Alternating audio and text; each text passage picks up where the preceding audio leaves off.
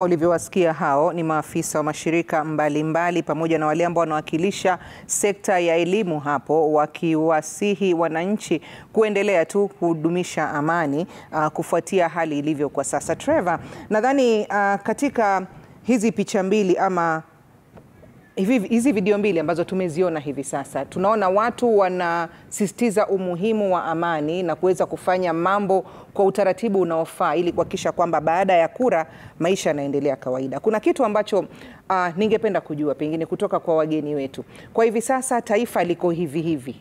Ndio tunasema kwamba kumetulia, lakini hatujui kumetulia kiasi gani. Ndio maana unaona mpaka wale wametoka wakaja kuanza kusihi watu. Je, kwa yule ambaye atatangazwa kuwa mshindi wa urais katika kinyang'anyiro hicho, unadhani ni hatua gani kubwa na muhimu ambayo anastahili kuichukua wakati huu ili kuhakikisha kwamba wananchi, taifa linadumisha amani na utangamano? Eric, that has to be you. Jukumu la kwanza ya la lolote yule ambaye atashinda itakuwa kuleta kila mtu pamoja. Baada ya kuchaguliwa, unakuwa kiongozi wa wale ambao walikupigia kura na wale ambao pia hawakukupigia kura. Kwa hivyo kuna mengi pia ambayo unaweza tumia kukusaidia kwa wale ambao kwa mawaidha ama zile mbinu ambazo wale washindani wako walikuwa wamepanga pia kutekeleza wakiingia kwenye serikali. So kitu cha kwanza itakuwa kunyenyekea na kukubali ushindi, na kitu moja pia ya kuwa kujitokeza mshindi katika malumbano kama haya ambayo takwimu ambazo zinatokea kwa saizi zaonyesha itakuwa kwa ushindani mdogo sana. Inamaanisha kuwa kuna karibu nusu ya wale ambao walipiga kura walikuwa wanaona kuwa mwenzako angefaa zaidi ya wewe. So kwa hivyo lazima pia unyenyekee kwa wale ambao wamepoteza, na pia kuelewa kuwa wale ambao walikuwa wanakusupport vile wanavyokuwa na passion ndio vile wale ambao walikuwa na msupport yule ambaye amepoteza wako na passion. Kwa hivyo lazima uelewe hisia zao na ukue humble, uwalete pamoja, useme sisi wote ni wa Kenya. Uchaguzi umefanyika, sasa tushikane mikono, tufanye nini? Tujenge taifa. Yeah. Kwa sababu unaingia uongozini ili uweze kutumikia taifa la Kenya. Na uwezi kutumikia taifa kama unafanya wale ambao waliunga mrengo mwingine wasikie ni kama wako nje ya serikali. So kutakuwa na yule ambaye atakayeshinda atakuwa naangaliwa kwa ukaribu sana. Siku zake za kwanza, yale appointments ambazo atafanya, ile maneno ambayo atasema, mahali ambapo atakwenda, kutakuwa kunaangaliwa kwa undani kuona kama analeta inchi pamoja ama anaangalia tu kule ambao walimsupport. Wale ambao walimsupport watakuwa na matarajio makubwa. Kwa hivyo sasa ambaye anaingia ana kazi ngumu, kwa sababu wale ambao walimsupport wana matarajio makubwa, wanasema sasa ni wakati wetu wa serikali, tunatakiwa tupewe viti, tunatakiwa tufanye hii, mimi nimefanya hii. Lakini pia kuna nusu nyingine la nchi ambayo lazima liwekwe kwenye serikali. Kwa hivyo ni jambo ngumu, lakini natumaini kuwa ule ambaye atashinda atanyoshea wale ambao amewashinda mkono, awalete pamoja ili tukue na taifa moja na tuweze kuendeleza amani ambayo tumekuwa nayo nyakati zilizopita. Na kwa wakati mwingi si usema ile amani ambayo tuko nayo pengine si amani ambayo iko ndani, ni ile skin deep. Kweli. Kwa hivyo sasa ana jukumu la kuonyesha kuwa si skin deep, na ile matendo ambayo atafanya immediately and for perhaps the first 30 days wakati atakuwa anatengeneza serikali yake, in the event that hakutakuwa na petition ya kuchallenge the results. Pengine daktari na yeye anaweza kuchangia vipi hila? You can use the English Yes, language. asante sana, but I'll say it in English. I think this election we're going to come out with a winner and the loser. But I don't think in real sense we really have a loser, because when you look at all these political manifestos, the manifestos of the two candidates, they are very similar.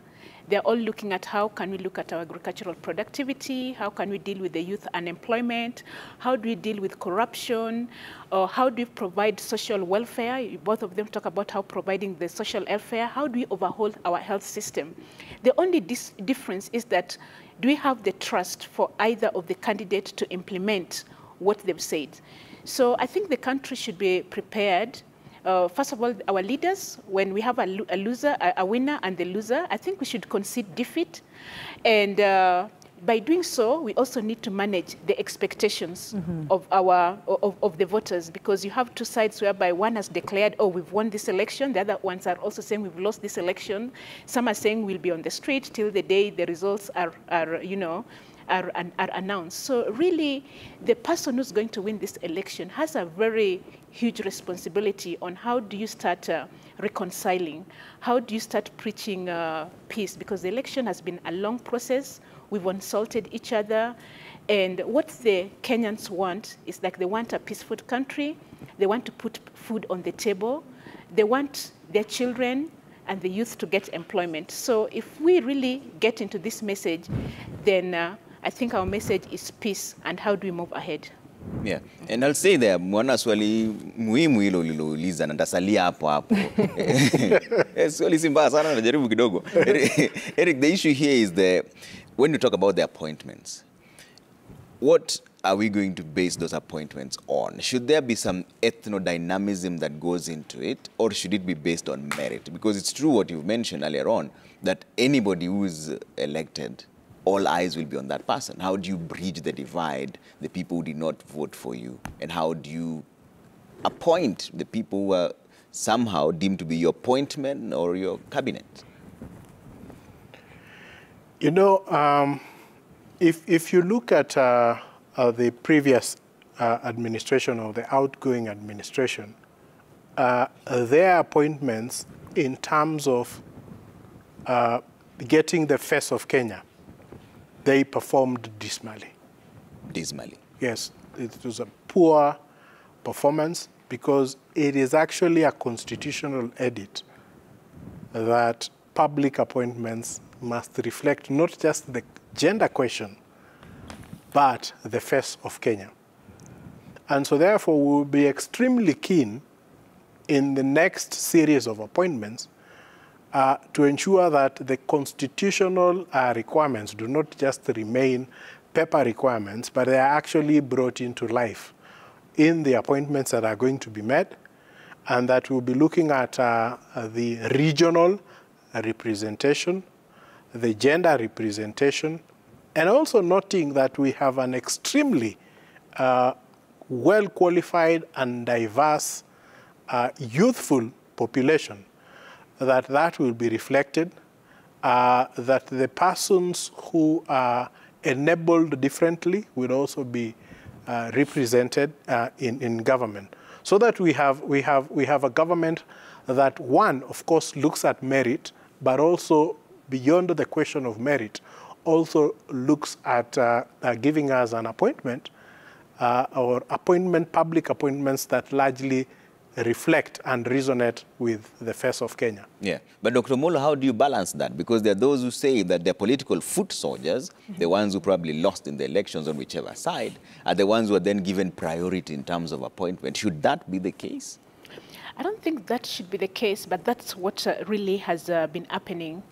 And even during these elections, you know, when now the politician came and revealed to us how they formed the cabinet, they said that 50 was for William Ruto, and 50 was for Uhuru Kenyatta.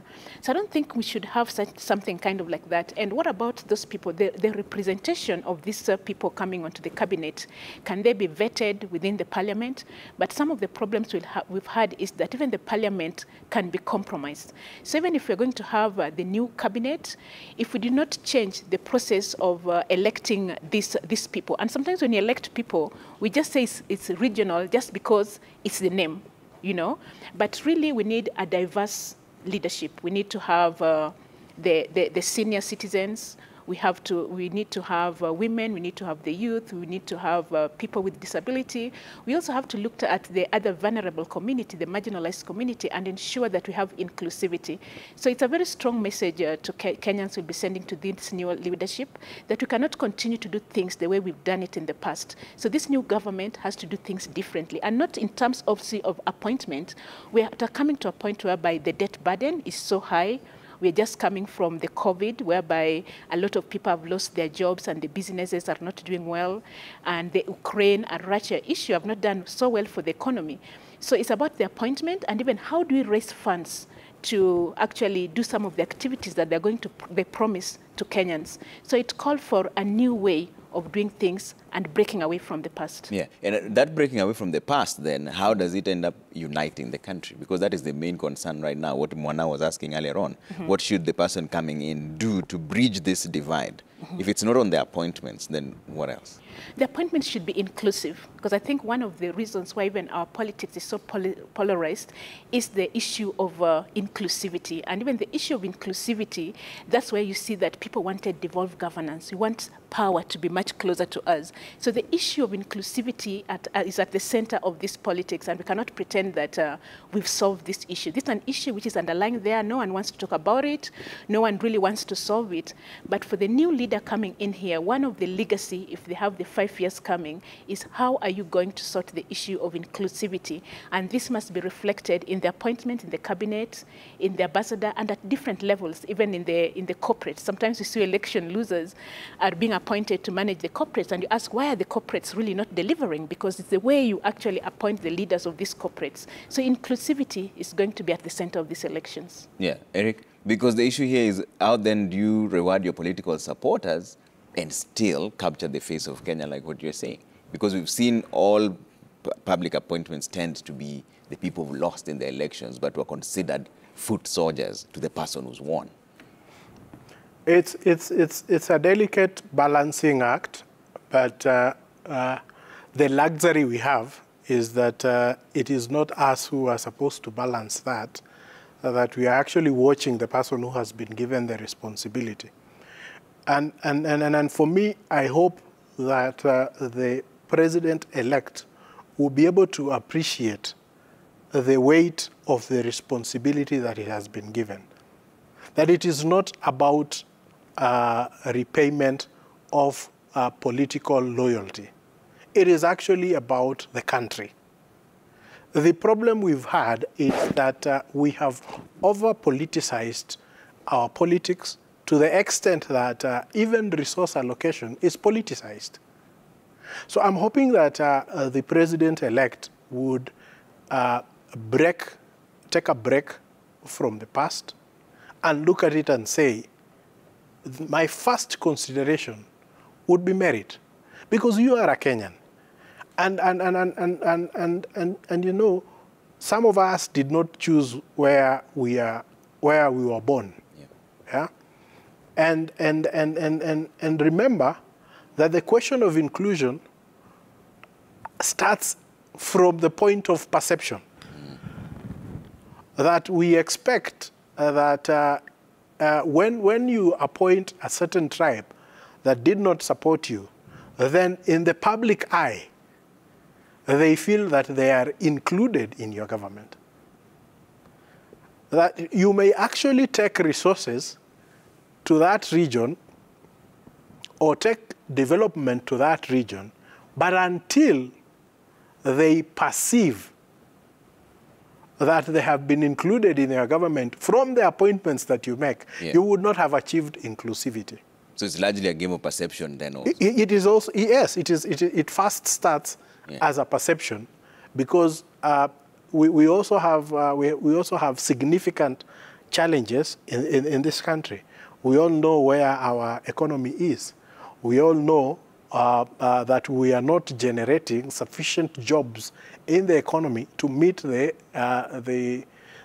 population that is, the ever increasing and the fast increasing youthful population in the country. And I think the statistics are almost somewhere between 30 and 45% being below 35 and below. And so when you have such significant challenges within the country, the people may take a bit of time before they can actually feel development, or they can actually see development, because it takes a longer period. It is a mix of so many things: resources, policies, plans, and it is also dictated by factors that sometimes are outside your control in terms of the global economy. Yeah. And so the first point that people can actually feel that they belong to a government is when they see that members of their tribes have been appointed to government. When they see that the persons who have been appointed from the opposing tribes have not just been appointed because perhaps they had their loyalty to the president-elect, but actually because they have merit and they deserve it. So the moment you do that, then you begin healing the country. You start lessening the blow of a winner takes it all. And I say this because, and people have always said, who is the leader of opposition? Because, you know, the leader of opposition, it strictly belongs to a parliamentary system. But in a system, or in the presidential system that we have the leader of majority who represents, sometimes can be the political party with the highest number of seats that is actually not in government. Yeah. So you know, in a presidential system that can work.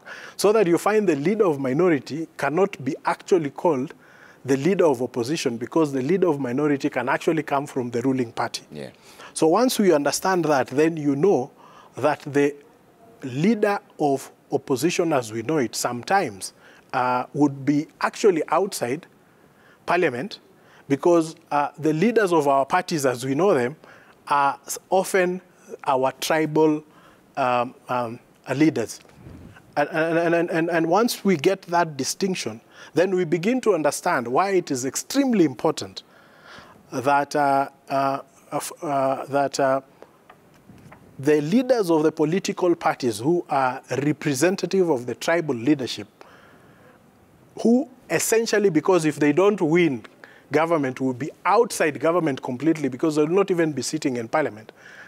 The only way then you can assuage the feelings of those tribes is by ensuring that your appointments take into account very, very critical considerations that have been put in the Constitution, that they reflect the face of Kenya, and that you do not just pick those that supported you. Because even when you pick those, the members of the other tribes who supported you, you do not assuage the perceptions of the other members who largely voted for their tribal leader but are now outside parliament and executive as it is.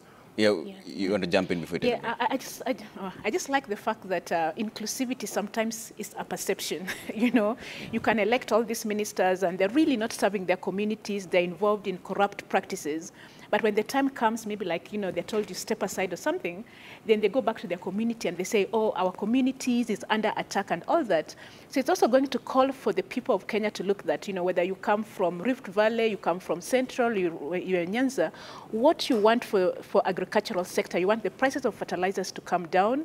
You want subsidized seeds, whether it's healthcare, and you want national health insurance, which works. So we have to move from the perception of like, you people are included, and it's just serving the elites and the middle class, but it's not serving the people. All right.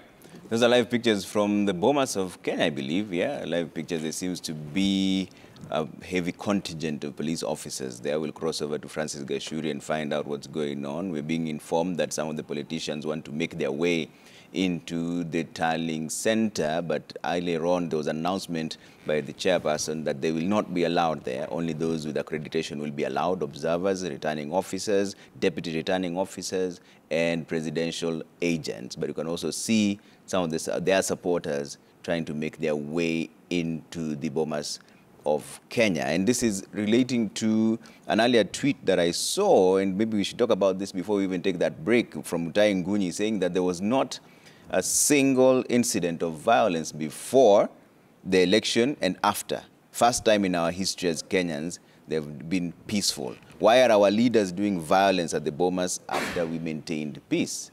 That is a concern there that we need to address, and I'll hear what my panelists have to say about this. This is real-time live pictures coming from the Bomas of Kenya entrance, and the security deployment seems to be a bit more heavy by the gate. We know now that they've announced 182 confirmed tallies from the 290, which means they still have 109 pending. Earlier on, Juliana Cherera, who's the vice chairperson for the IBC, made an announcement of about 42 constituencies, bringing the total count to 182 out of the 290. We also know that from their website, they've received Form 34Bs, which is the cumulative tally from the constituency, 274 of them out of 291. We're back there. That is Elisha Odhiambo, Game Member of Parliament-elect, trying to make his way into the Bomas of Kenya. It seems they have been stopped there. On the Form 34As at the Bomas of Kenya, the IBC website has already received 46,205. Out of the 46,229. We know that most of the returning officers are already there as well, 265 of them out of the 291. And we're still waiting to see how this pans out. So mwana, tuko karibu kuchukua breki, ama ni kusema ni kupunga unyunyu, ama ni kusemaje na Kiswahili? Nadhani tupate matangazo kutoka upande wa pili, alafu tutarejea.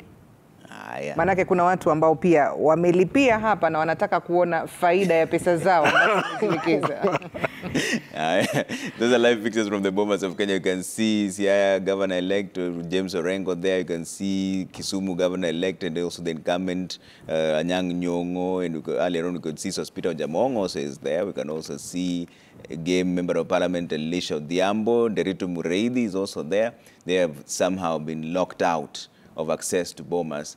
Interestingly, they were there yesterday, I believe, if not the day before. That was after the announcement by the IBC chairperson that politicians who were not returning officers or agents of the presidential campaign will not be allowed in there. Let's take a quick break. We're back with much more in just a bit.